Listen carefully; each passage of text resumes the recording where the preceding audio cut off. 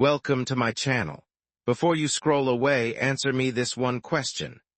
When the whole world laughed at your dream, when your own family called you a fool, when your friends whispered behind your back that you would never make it, tell me who believed you?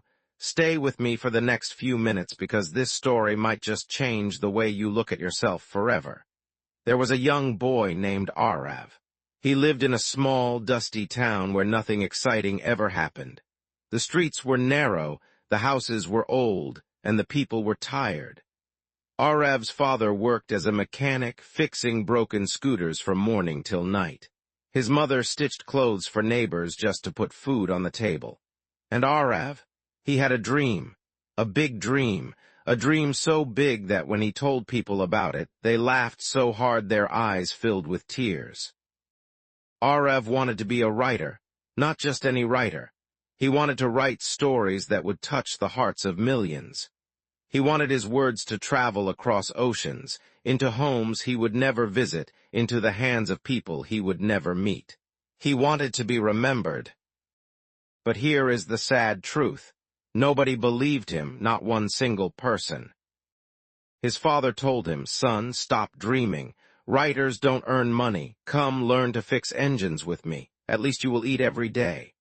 His mother, with tears in her tired eyes, said, "Arav, your dream is beautiful, but beautiful things don't fill an empty stomach." His teachers at school shook their heads and said, "You are an average student. Why do you want to do something so difficult?" His friends laughed the loudest. They called him the storyteller as a joke. They mocked his notebooks, they tore his pages, they told him he was wasting his life. And you know what the most painful part was?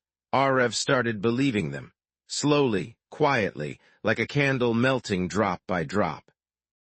He stopped writing for a while. He hid his notebooks under his bed. He tried to be a normal boy. He tried to want what everyone else wanted. A small job, a small house, a small life. But every night when the town went silent and the stars came out, something inside him would ache.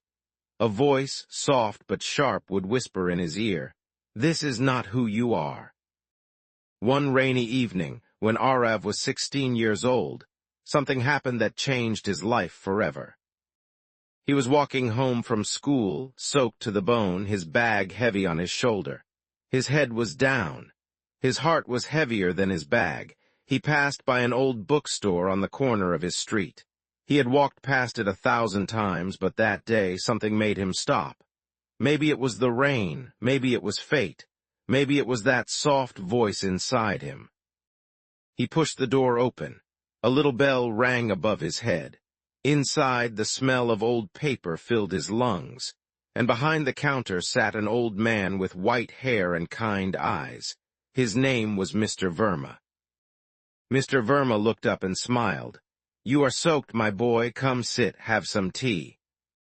Arav didn't know why, but he sat down, and for some reason, without even meaning to, he started talking. He told this stranger everything, about his dream, about his father, about his mother, about the laughter, about the pain, about how he had almost given up. Mr. Verma listened. He didn't interrupt. He didn't laugh. He didn't shake his head. He just listened. And when Arav finished, the old man leaned forward and said something that Arav would remember for the rest of his life. He said, "My boy, the world will never believe in you until you become someone the world cannot ignore. And you will never become that person if you wait for the world's permission. So here is my question to you.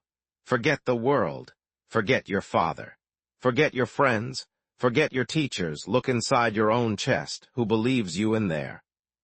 Arav stayed silent, his eyes filled with tears. Mr. Verma smiled gently. "That is your answer, my boy. That is the only person who ever needed to believe, you." Then the old man stood up, walked to a shelf, and pulled out a small, empty notebook with a black leather cover. He placed it in Arav's hands. "Fill this," he said. "Every day, one page, no matter what anyone says, no matter how tired you are, no matter how many times life knocks you down. 1 page a day, that is our deal." Arav walked home that night with the notebook pressed against his chest, as if it were a heartbeat. And that night everything changed. Not the world outside, that was still the same. His father still didn't understand. His mother still worried. His friends still laughed. But something inside Arev had shifted. A small fire had been lit. And that fire, my friend, is more powerful than the loudest crowd of doubters. He wrote one page that night, just one. It was messy. It was full of mistakes, but it was his. The next day he wrote another, and the next, and the next. He wrote when he was tired, he wrote when he was sad, he wrote when he was angry, he wrote after being scolded. He wrote after being laughed at. He wrote in the darkness of night when everyone was asleep. He wrote in secret, he wrote in silence, he wrote in pain, he wrote in hope. Months passed, then years. At 18, Arev sent his first short story to a magazine. They rejected it. He cried that night, but he wrote another page. At 19, he sent 5 more, all rejected. He kept writing. At 20, he tried again. Rejected. Rejected, rejected. 27 times, my friend. 27 times he was told no. 27 times he felt like giving up. 27 times that soft voice inside him whispered, "Keep going." At 21, a small magazine finally accepted one of his stories. They paid him almost nothing. But when Arev held that printed page in his hands with his name on it, he cried like a child. Not because of the money, but because for the first time in his life someone else had said, "Yes, you are a writer." But he did not stop there. He wrote more and more and more. At 24, he published his first book. It sold only a few hundred copies. His father shook his head and said, "See, I told you." His friends said, "That's it, all those years for this." But Arev did not stop. At 27, his second book came out. It sold better. People started noticing. At 30, his third book became a bestseller. Suddenly, everyone knew his name. At 32, his stories were translated into 15 languages. Newspapers wrote about him. Reporters lined up outside his home. Students studied his words in classrooms. And one day, in a big auditorium filled with thousands of people, a young girl stood up during his talk and asked him, "Sir, when nobody believed in you, how did you keep going?" Arev smiled. His eyes shined like they did that rainy day in the bookstore. And he said, "I stopped waiting for the world to believe in me. I started believing in myself. That was the only permission I ever needed." The whole hall erupted in applause. Now listen to me, my friend. Listen very carefully. Because this story is not just about Arev, this story is about you. Right now you are sitting somewhere watching this video. Maybe you are on a bus. Maybe you are lying on your bed. Maybe you are in a room where nobody understands you. Maybe you have a dream that people laugh at. Maybe your parents don't get it. Maybe your friends have moved on. Maybe you feel alone. Maybe you feel small. Maybe you feel like the world has closed all its doors on you. But let me ask you the same question the old man asked Arev. Look inside your chest. Who believes in you in there? If it is you, even a little, even a whisper, then that is enough. That is more than enough. Because the truth is, the world does not believe in dreamers. The world believes in results. And results come from people who kept going when nobody was watching. Results come from people who wrote 1 page a day in the dark. Results come from people who chose themselves before anyone else did. Stop waiting for permission. Stop waiting for applause. Stop waiting for your father to say, "I am proud of you." Stop waiting for your friends to say, "You were right all along." Stop waiting for the world to hand you a stage. Build your own stage, brick by brick, page by page, day by day. They will not believe you at first. That is okay. They did not believe Arev either. They did not believe Einstein.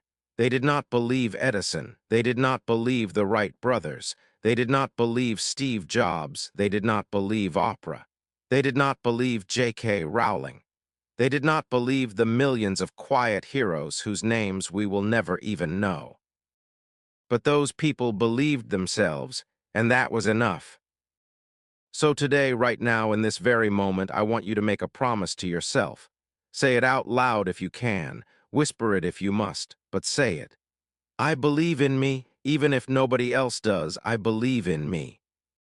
Because one day, my friend, one day when your dream comes true, when your name shines, when your work touches hearts, when strangers cry because of your story, someone will walk up to you and say, I always knew you would make it. And you will smile, you will nod, you will say thank you. But deep inside your heart, you will know the truth. You will know that in the darkest chapters of your life, when doors were closed and voices were cruel, only one person truly believed you. You. So tell me before you close this video, before you go back to your life, before the world pulls you back into its noise, look me in the eyes and answer honestly. Who believed you? If your answer is me, then my friend, you have already won. Now go write your page, go build your dream, go prove that soft